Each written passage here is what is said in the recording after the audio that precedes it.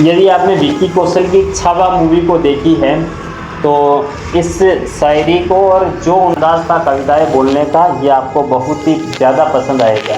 यदि आपको अच्छा लगे तो वीडियो को लाइक कर देना, रील को शेयर कर देना और फॉलो कर लेना।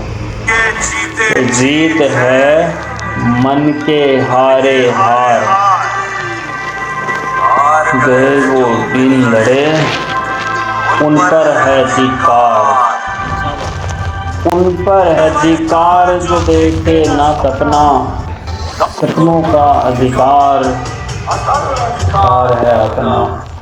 आलमगीर तारा तारा है परिवर्तन का एक नारा है, तू भोर का एक तारा है, परिवर्तन का एक नारा है,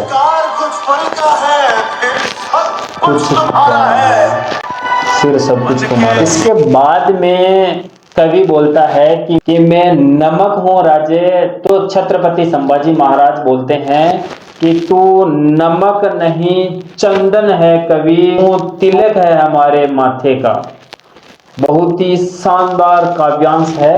आप बोलते हो ना कि बॉलीवुड वाले इस तरह की मूवी नहीं बनाते हैं, तो इस तरह की हिस्टोरिकल मूवियां जब हमारे योद्धाओं पर बनती है तो उनको सफल बनाने की जिम्मेदारी हमारी होती है। इस तरह की मूवियों पर, इतिहास को दिखाने पर लाखों करोड़ों रुपए खर्च होते हैं, और जब निर्माता इतने पैसे खर्च करने के बाद हमारे योद्धाओं पर मूवियां बनाते हैं हमारे हैं, तो उनको सफल करने की जिम्मेदारी हमारे ऊपर होती है। जब लोग इस तरह की मूवियों को थिएटर में भर भर कर देखने जाएंगे तो आने वाले समय में ये फिल्म निर्माता और बॉलीवुड इंडस्ट्री हमारे इस तरह के योद्धाओं पर मूवियां बनाएगी और इतिहास के गड़े पन्नों से खोज कर ऐसे योद्धा निकाल लाएगी। मैं कहता हूं कि जब तक मूवियां नहीं बनेगी लोग नहीं जानेंगे। आज छावा बनी है तो वैसे छत्रपति संभाजी महाराज नाम है, कोई दो राय नहीं है, छत्रपति संभाजी महाराज को हर एक व्यक्ति जानता है जो हमारे देश से प्यार करता है। उनसे जुड़ी हुई कई सारे हिस्सों को, उनकी जीवनी को लोग नहीं जानते हैं, लेकिन जब मूवियां बनती है तो लोग देखने जाते हैं और लोगों को पता चलता है कि हमारे पुरखे कितने मजबूत थे और हमारे पुरखों ने स्वाभिमान के खातिर, देश प्रेम के खातिर, धर्म की खातिर किस तरह से बलिदान दिया है।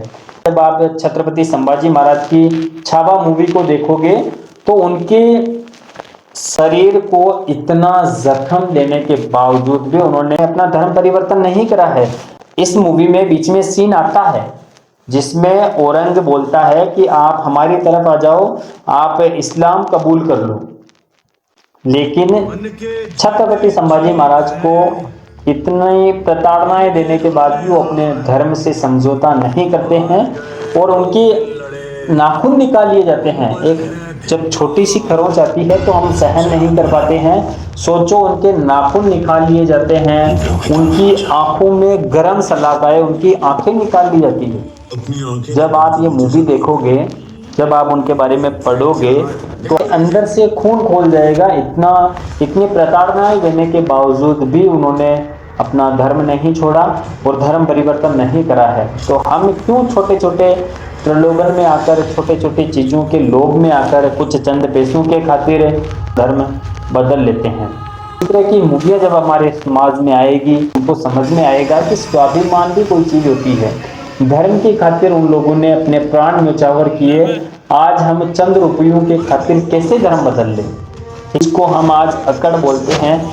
इस अकड़ को, इस अभिमान को आज से सैकड़ों वर्ष पूर्व हमारे पुरखे स्वाभिमान बोलते थे, और इस स्वाभिमान के खातिर सब कुछ छोड़कर, सब कुछ त्याग कर अपने रजवाड़े, अपने महल, अपनी सारी सुख सुविधाएं छोड़कर रण में चले जाते थे। ऐसे थे हमारे पुरखे और उसी को स्वाभिमान नाम दिया है उन्होंने। किसी के मायका लाल में वो है हिम्मत, किसी के मायके लाल ने वो दूर किया कि उनके स्वाभिमान को, उनके धर्म को क्षति पहुंचा दे और उनसे धर्म परिवर्तन करवा ले। आप सोचना ही आपके लिए एक नामुमकिन चीज है।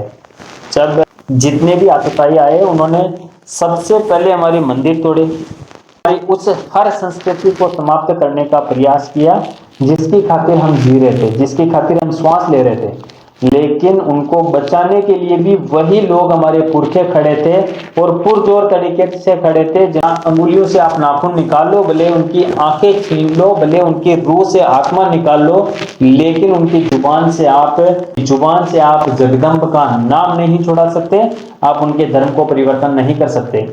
तो इस तरह के हमारे पुरखे थे। आज हम 5 किलो के राशन में चंद रुपयों के खातिर हम अपना धर्म बदल देते हैं। शर्म आनी चाहिए हमें।